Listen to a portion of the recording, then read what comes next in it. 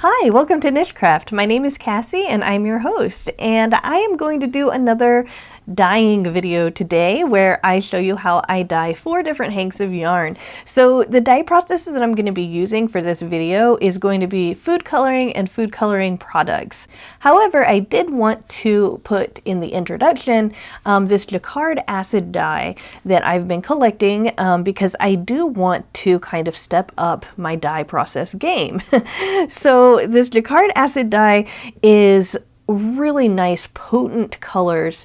However, with using acid dye, you also have to bring in all of the safety precautions and all of that kind of stuff that you're going to need to use that has to do with acid dyes, because you're not supposed to mix acid dyes with food, you know, and also it's a powder. I don't know if you can see that here. I don't know if you can see that that's a powder or not. But yeah, you can see that probably a little bit better. It's not, you know, so you have to mix the powder in with water. And as you're mixing that, you don't want it to get in your eyes. You don't want to accidentally breathe in any of that. So the process of actually making the dye, preparing it, and then preparing the wool and making sure that your surface is clean and all of that is just a little bit more work. But what you end up getting out of it for that work is a lot more stunning. So I just wanted to show you guys that I am collecting some acid dyes. I have this kind of primary color set with the color wheel, and then I've got 4 other colors. I do have to say that one of my subscribers was went ahead and purchased a couple of these for me from the channel wish list, and I really appreciate that. So I also want to give a big shout out to the subscriber who did that. I really appreciate this, and eventually you will see me working with this dye. But for now, I'm just going to be working with food coloring until I get all of the equipment I need to work with this really nice acid dye. Just wanted to let you see what it looked like and let you know some of my plans. Now let's get to that video. Okay, on to the yarn. So the first hank of yarn I want to show you is this brown and orange hank, and I really like the way that this turned out. All right, so as you can see, we've got 2 tips here that are brown, and then we've got this really, really gorgeous orange color in the middle, and it's got like, it's kind of speckled. And so I'm going to go ahead and show you the video of where I was applying some of this dye. You can see that I am applying dye to each end of the yarn, and then I'm also applying some colored sugar, and it's just sugar sprinkles that you would put on cookies or cake or whatever. And I ended up putting all of this orange colored sprinkles in the middle.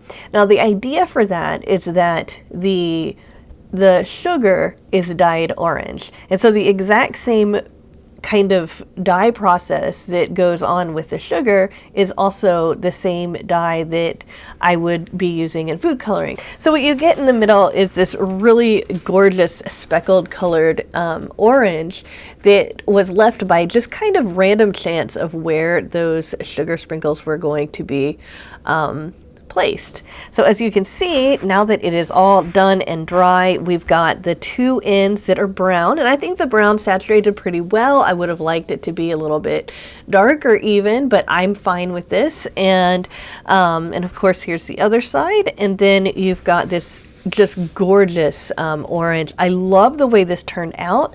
I know that brown and orange aren't necessarily thought of as the most beautiful colors, but it sure is autumnal. I think it's gorgeous, and I can't wait to make something with this. I don't know what I'm going to make, but I can't wait to. One thing I want to point out is that as one is knitting or crocheting this up, they will end up getting self-striping yarn. Okay, so because we are going to have a little stripe of orange, a stripe of brown, another stripe of orange, and then another stripe of brown as you go around and around.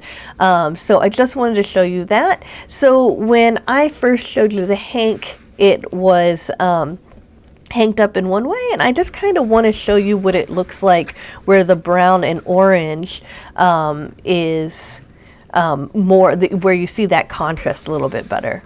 So I don't know if you can tell, but you can kind of see that stripe and how it's going to end up looking when it works up a little bit better by me rolling it up like this. I absolutely love this, and I think that it ended up looking really cool. So yeah, I'm really excited about making something with this yarn. I was thinking maybe socks would be something cool to make, because you know, I haven't made socks before, but I thought that it might be fun if you guys told me what you thought I should make with this yarn, and just give me some ideas, because you know, I don't have a whole lot of it. I just have one hank, but you can do a lot of different things with one hank. So if you guys have any ideas, pass them on. So now we're going to move on to the next dyed yarn. All right, so the second yarn that I made was this kind of autumnal color palette. Now, this particular yarn ended up looking very similar as far as when I talk about being kind of washed out, as the very first hank of yarn that I dyed. And as a result, I've decided that the way that I dyed those yarns just aren't working for me with the food coloring. Still, I want to show you how I did this. So I took some different colors of food dye, and all of them autumn. So I had like yellow, orange, red, brown, and green. And what I did was I drip dyed it by just kind of dripping little drops on the hank in random places until it was all basically saturated. As you can see, it looks really saturated and it looks really good. So what my idea was to put this into a steamer basket. However, I didn't realize that the steamer basket I had picked out was not the right size for the pot that was boiling water. So I ended up kind of messing up, and what ended up happening, it just, you know, without going into details, what ended up happening is that all of the colors started running together because it was touching the water, and just, it was a big mess. It ended up still looking like something, you know, it still looks very autumnal and all of that, but it really did not end up looking as beautiful as the way that I like my idea in my head. I'm not certain what I'm going to do with this, but I do know that this might be something that I could make like a home decoration out of. Maybe I could even crochet like a wreath to put on my door. You know, just, this is not going to be something that I'm going to want to make like a hat out of, or anything that I'm going to wear, or, you know, anything that I'm going to display. It seems like this yarn is going to be dedicated to something in the house that doesn't have to look perfect, that, you know, maybe I can add other decorations to. So again, with this hank of yarn, what are your ideas? What do you think that I should use this for? Because I'm definitely up for different kinds of ideas on how to use this yarn. All right, so I am going to take this and put it to the side so I can then show you the second yarn that I dyed. And the reason why I want to show it to you is because I use the exact same colors. I just used a different technique, and it is just so interesting how it ended up coming out so much more vibrant, and it's just gorgeous in comparison. Okay, now they're both, and you know, these two would work together very well, but as you can see, I take the exact same colors. We've got this, I mean, look at how red that is. It is so red. And then we've got this orange and yellow. We've got the brown here and the green. And then we've got another yellow and some more orange here and some red.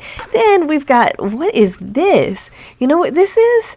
I took a different kind of sprinkles, just like I did with this yarn here. And it came in the same package. The package was just a package of, I think it was autumn sprinkles, okay? Not certain exactly what it was called, but I got it off of Amazon, and it had some different sprinkles that were all sorts of different colors, just like this autumn palette that I was using. And I thought, oh, I bet that it would look really interesting if I was to sprinkle that on right here. So I ended up with exactly what I was envisioning for this yarn. when it was all done. Now, since I already had learned my lesson with this skein, knowing that, okay, I'm not going to be able to steam it the way that I wanted to, I decided to roll it up and steam it in the microwave the same way that I did for this one. So now you can see just how much more brilliant this color is. So the last time that I showed you the dye process, I was showing you with McCormick dye. This dye is Wilton dye. Now, I can't really say whether or not, because this is Wilton dye too, I can't really say whether or not it's the dye that made this so brilliant, or if it was just because I didn't drip it on there the way that I did this and the way that I did my foresty hank, which was my first dye job. But I am just really stunned and really happy with the way this turned out. I think the speckles that were made with those sprinkles is absolutely stunning. In fact, wouldn't it be beautiful to have an entire yarn that's just speckled just the same way? I mean, it's absolutely gorgeous. I love it. Obviously, these two hanks could be used together. I have no idea what I'm going to make with this hank of yarn at all. I think it's gorgeous. It's vibrant. None of this, like when I was washing this afterwards, none of this dye was running out. It totally took hold, okay? And when I say that, I just mean that after I dye yarn and it's set at the end, what I do is I wash it in some water with some dish soap so that I can like wash out any of the color and see if it's running and all of that. With this, the water was clear. Now, when I was doing that with this brown and orange yarn, of course, I was also washing off the sugar because the sugar was still on this. It was just that the dye had stuck. So there are different reasons for washing the yarn like that. But I think that this is absolutely gorgeous. Again, do you have any ideas about what I could use this hank for, especially if I paired it up with this? And if so, please let me know, because, you know, I'm really interested to know what you guys think that I could make this, you know, make out of this. And I was just thinking maybe some kind of autumnal decoration, something like that. And, you know, just anything that you guys come up with would be great. So here is my last hank of yarn. Is this not gorgeous? So this is the only hank of yarn that I did not take any video when I was dyeing it. It just came to me at a time where I was just kind of hanging out, and I was like, oh, I want to dip dye some yarn. So what I did was I decided that I wanted to dye a hank of pink and purple yarn. So how I dyed this was that I put some pink food coloring into a pot of warm water, and as it was heating up, I just kept dipping this yarn into it until it was about halfway up. I didn't want it to go too far in, and I just kept dipping it until all of the color absorbed, right? So once all of the color had absorbed, then I added purple and a little bit more vinegar, and I started dip dyeing this side. So as you can see, this is both purple, but you also get a little bit of that pink on there as well. And as you continue through this, you see how it's got some blues on this side.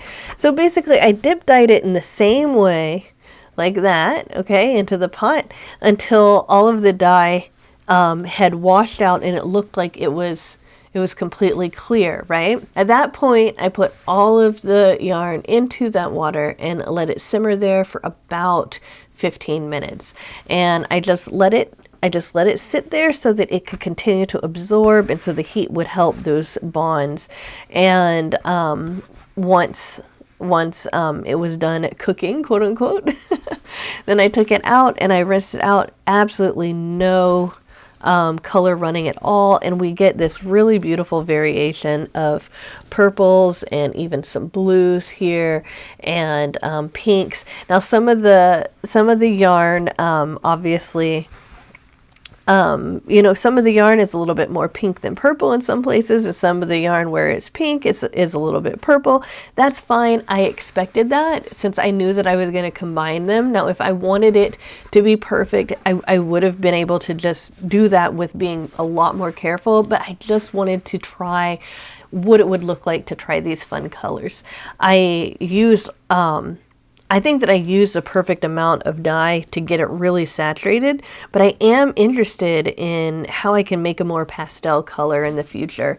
Just because, you know, all of these different colors from this Wilton's food coloring are so vibrant. It's not like that's not something I like, but I am interested in how to make pastels as well. So I am going to be looking forward to doing that in the future. So I've decided already what I'm going to be using this for. So I will be showing you that later on the channel once I have finished it. So I hope you guys have enjoyed watching this video about how I've been learning how to dye yarn and that process that I'm going through. It's really fun. I just wanted to remind you guys that this yarn is all yarn that I got from mystery boxes from Kramer. Kramer works out of Nazareth, Pennsylvania, and they occasionally have 10-pound and 20-pound mystery boxes, and they put mystery yarn in it, and I never know if I'm going to get some blank yarn or not. This is just yarns that I have accumulated over the past half a year or so, and it just hit me that I could use this yarn and start learning how to dye yarn. I by no means consider myself even close to making any kind of professional kind of yarn right now, but it is something that's really fun. In this hank especially, my kids were able to get involved, so it was like really fun to do that. And as I'm learning by trial and error and all of that, hopefully I can pass that information on to you, and also show you some kind of fun ways to do it by using sprinkles and other kinds of household items that maybe one might not think of as readily as something one could use to dye yarn with. That said, thank you guys so much for watching to the end. I really appreciate it. Let me know what you think. Any kind of feedback is always really appreciated, especially about this kind of stuff since I'm really new to it. And if you enjoy yarny content, if you like crochet, if you like mystery boxes, if you like giveaways, you might want to go ahead and subscribe. Make sure you hit the notification bell, because if you don't have the notification bell hit, then you won't find out when I have more giveaways, and then once you enter a giveaway, you won't find out if you won. Speaking of giveaways, I have one going on right now. It's really amazing, and make sure you find that and you enter. Really appreciate it. You guys take care, and I will see you soon in another video. Bye for now.